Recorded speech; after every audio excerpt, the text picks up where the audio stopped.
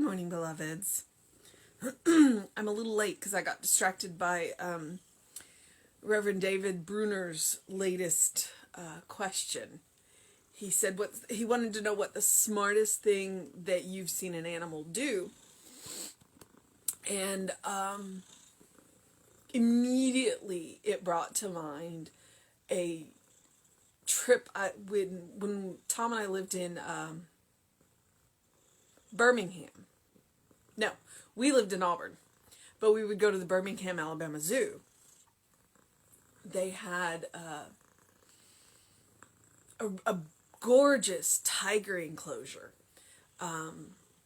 where the enclosure kind of sloped down, and so there was a pretty good hill about halfway back, and it sloped down to an enormous glass enclosure, and I'm sure the glass was like 6 feet thick. Not 6 feet, but you know what I mean. Probably at least 6 inches. So the tiger could get right up to the glass, and you could get right up to the glass. And the glass went all the way down to like the knee, your knee. So when the tiger was up at the glass, I mean, you got a good look at the tiger. And one day I came in and I sat down at the very edge, and there were all these little kids. I mean, little kids. We're talking like 8 and below. In the zoo that day. And it was a cool day, and it was a gorgeous day, and sunny and everything. And so all the little kids, of course, were pressed up against the glass. Like literally how you imagine kids pressed up against the glass. Hands up there, nose pressed to the glass. And the enormous male tiger was up on the hill, and all of a sudden he rushed to the glass, like he charged the glass, and all the little kids screamed and ran away from the glass. And he knew the glass was there. The tiger knew the glass was there. So he stopped, and then he walked casually, as if, casually along the glass, and then circled around, and he got back up to the hill. And when I say casually, the stroll took some time. So as he's casually strolling around there, the kids calmed down, and they all eventually made their way back to the glass, and they're all pressed up against the glass again. And so then the tiger's back up at the top of the hill. And if you're familiar with the butt wiggle that cats do before they pounce, imagine it on the size of like a 800-pound tiger. It's something to see. And he did it again. Charged the glass. Casually walks along the glass. Back up. He did it 3 times.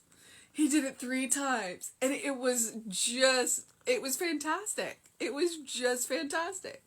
Now, in a real world situation, we know what would have happened there. But the fact that the tiger rushed the glass, but stopped in time because he knew, and then did it again, he was teasing those kids. He was absolutely teasing those kids. It was probably the highlight of his day. I will say that the Birmingham, Alabama Zoo is a really good zoo. Their pens are very well built. They do all of the things to keep the animals social, engaged and all of that. Do I wish we didn't have to have zoos? Yes. Am I glad that we do? I like the fact that we can experience them, and I understand that they are a good, they're a conservation effort. So it's that mixed bag. But it's an experience that I'm glad I've had. Now, the lions, on the other hand, were stupid. Because Tom turned his back on the lion, and that lion charged, and that lion was serious. And I squeaked, and Tom turned around and went, "What?" Because by the time he turned around, the lion had dropped below the level of the glass. Because the lion's was very small. I don't know what the difference between lions and tigers are, but clearly, in this instance, in these 2 cats, the tiger was a whole lot smarter than the lion was. So, but that's why a little distracted this morning, and now you know my tiger story. Okay, it is January 17th. Our title is I Loose All Condemnation. And our Bible quote is, "And forgive us our debts as we forgive our debtors." And that is Matthew 6:12. I think we all know where that comes from. When Jesus said that we should not judge lest we be judged, he was stating the action of the law of cause and effect. If we wish a complete clearance from any sense of condemnation about ourselves, we must first be certain that we have released all condemnation of others from our own minds. When we do this, we meet others in a new light and, reaching past all judgment and criticism, establish a relationship between the spirit that is within them and the same spirit that is within us. For God is one in all people. Knowing that God must be at the center of everything and realizing that God's love is the great motivating power of life, today I know I am meeting this God in everyone and seeing the manifestation of love in everything. If there is any condemnation or animosity in me, I gladly loose it. I loose it and let it go as I turn to the silent presence within me that gives all and withholds nothing, giving and receiving, loving and being loved. I rejoice with all creation and find in field and flower and running brook, in the sunshine and in the stillness of the night, that one presence that fills everything. I enter into the harmony of eternal peace and into the joy of knowing that I am now in the kingdom of God, from which no person is excluded. My yesterdays are gone forever, my tomorrows stretch forth in an endless future of pure delight, and from out of the invisible there come to me these words, "Today thou art with me in paradise." Okay. So I have two thoughts about this, and then we'll go back through it, see if I can dig anything else out of it. The first thought is that there is a difference between discernment and judgment. Really, honestly, they're both the same thing. But here I'm talking about the weight of language. With discernment... No, let's start with judgment. Okay. What I mean by the weight of language is that there is that judgment has a lot of negative connotations. And how do you know when you are judging? What Reverend Jesse taught us in the difference between discernment and judgment is that in how they feel.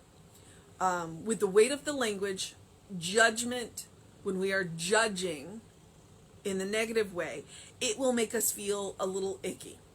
So if we check our gut and we're like, I don't like how this is making me feel, we're probably judging.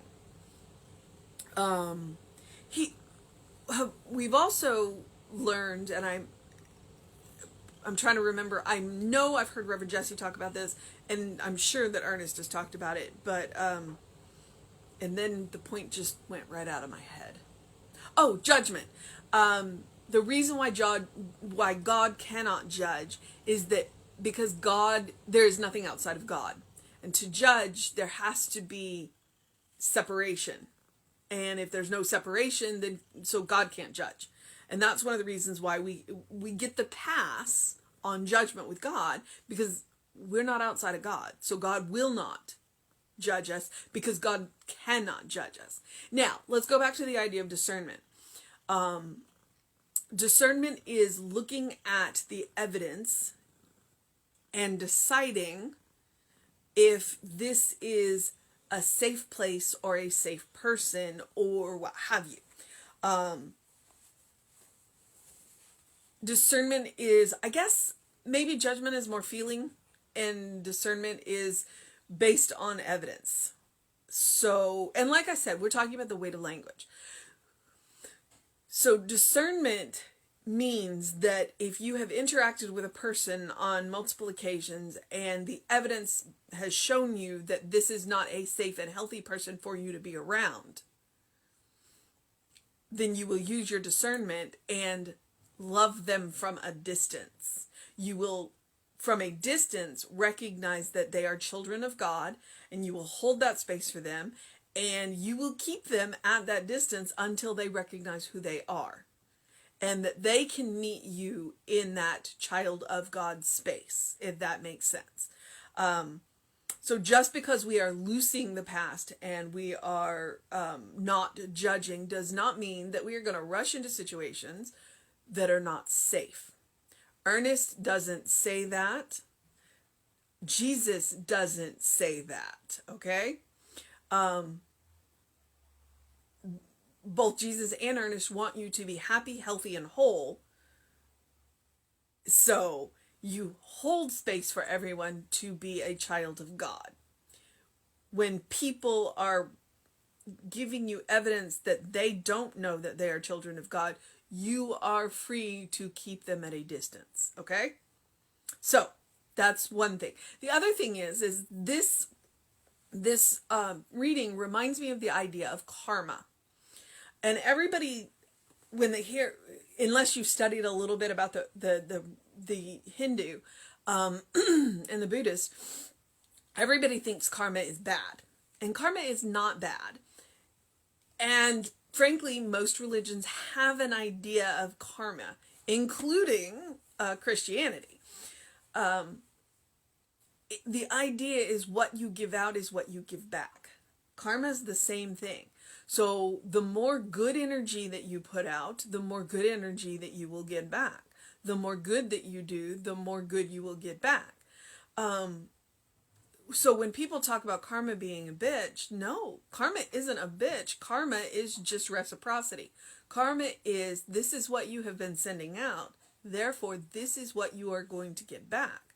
So if your life is kind of messy around you, that's a hint to you to stop and look and go, okay, what am I sending out?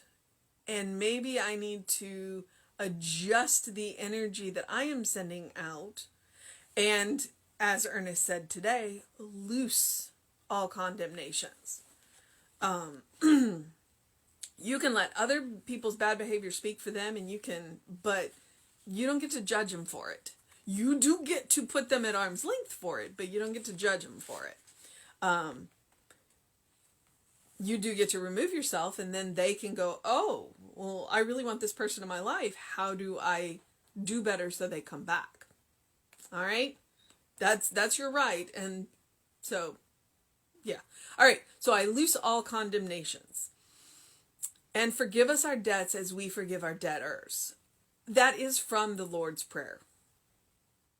And what you ask for yourself, you are asking for others. So if you are asking the Lord to forgive your debts, it is your responsibility to forgive the debts that other people have against you. And we're not talking about money here, people. We're not talking about money.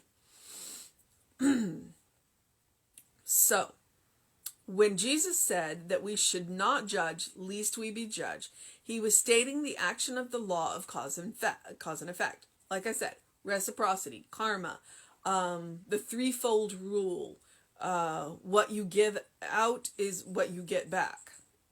Those are all different ways of stating that one law. If we wish to complete clearance from any sense of condemnation about ourselves, we must first be certain that we have released all condemnation of others from our own mind.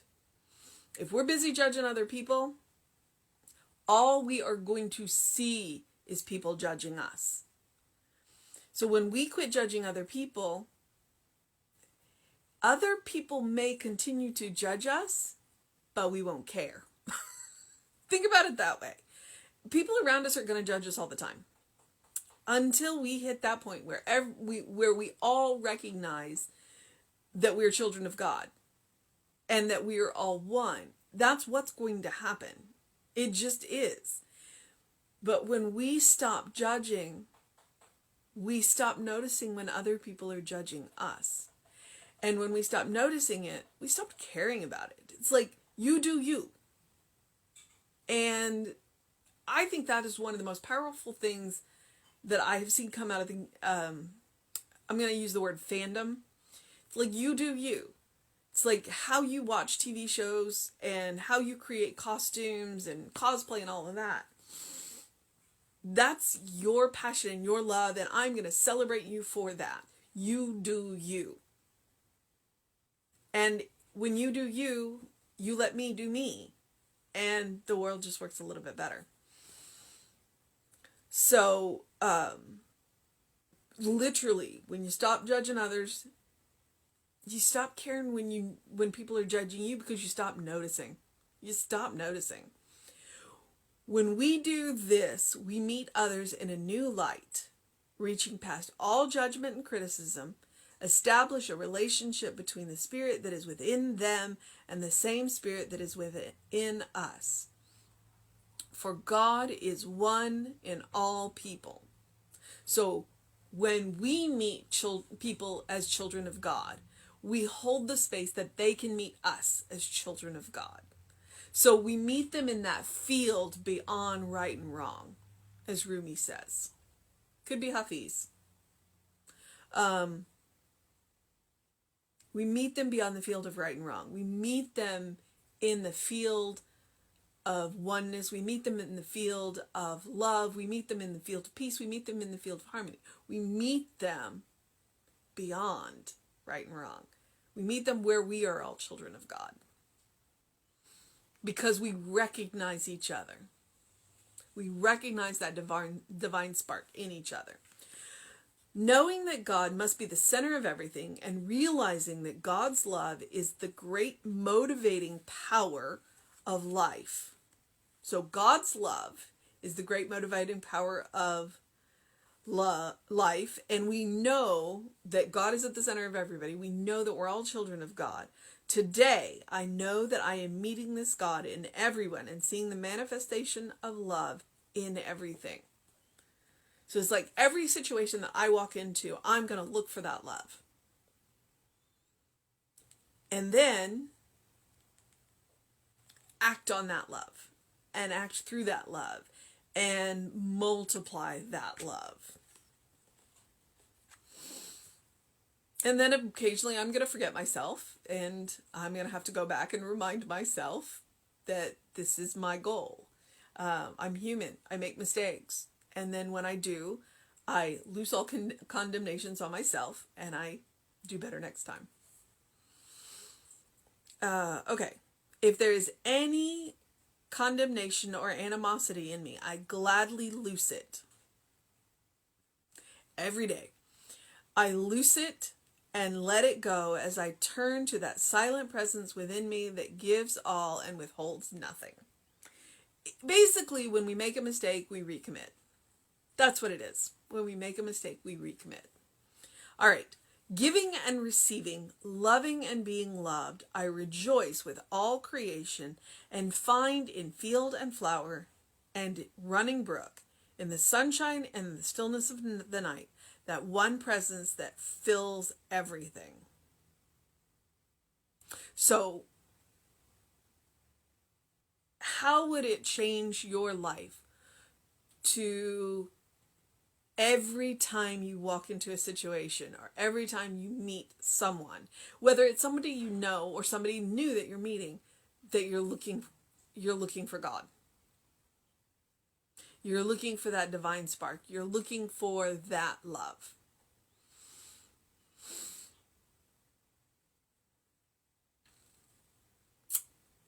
Some people bury it deeper than others. On some people, it will be right there at the surface, and some people, it's pretty deeply in. I'll admit that. And it's not your job to dig it out. It is not.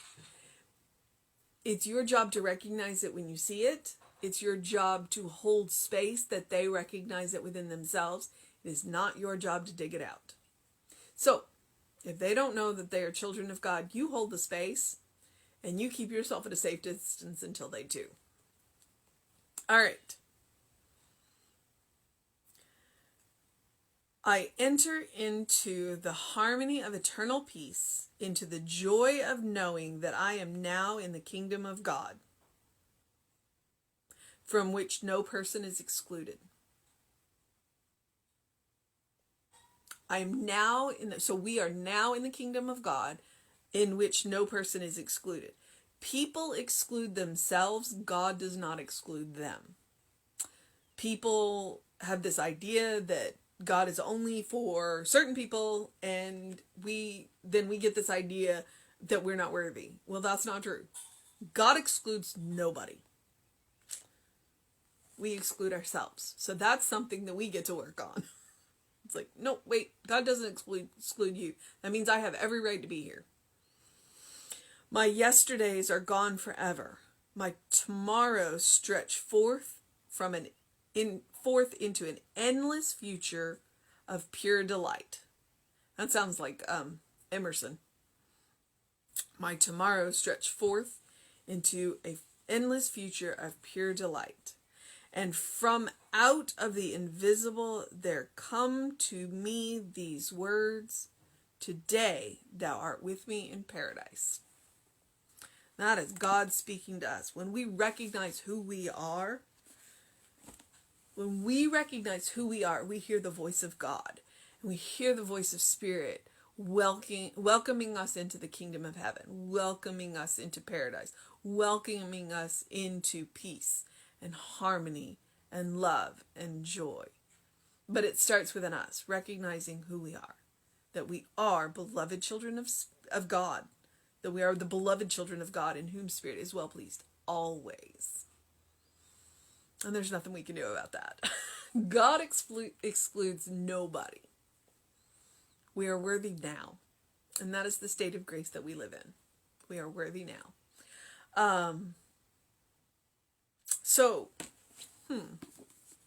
Our mission should be, no, that's easy. Our mission is to loose condemnation both on ourselves and others. To let the judgments that we have about ourselves go. And to let the judgments we have about others go. And that we hold the space for all of the people, that they recognize who they are. They recognize the divine spark within themselves. They recognize that they are children of God. Yeah. And that mission is one about emptying out the jars that we carry in our head. Just throwing away all of it and letting it go. All right. I rarely tell you it's an easy mission. I rarely do. But I do tell you that should you choose to accept it, you have all of the power of the love of Spirit behind you. It comes from an inexhaustible source. So as you choose to empty those jars, allowing all of the nonsense that we store in them to go back into the nothing, especially the jars about ourselves, you have a silent partner who is there to hold your hand and love you the whole time. So, all right. As always, I encourage you to do something loving for yourself, do something kind for yourself, do something compassionate for yourself today. And today that might be letting go of, if not all of the condemnations on yourself, at least some of them. Let go of the judgments. You are a beloved child of Spirit, in whom Spirit is well pleased. Always.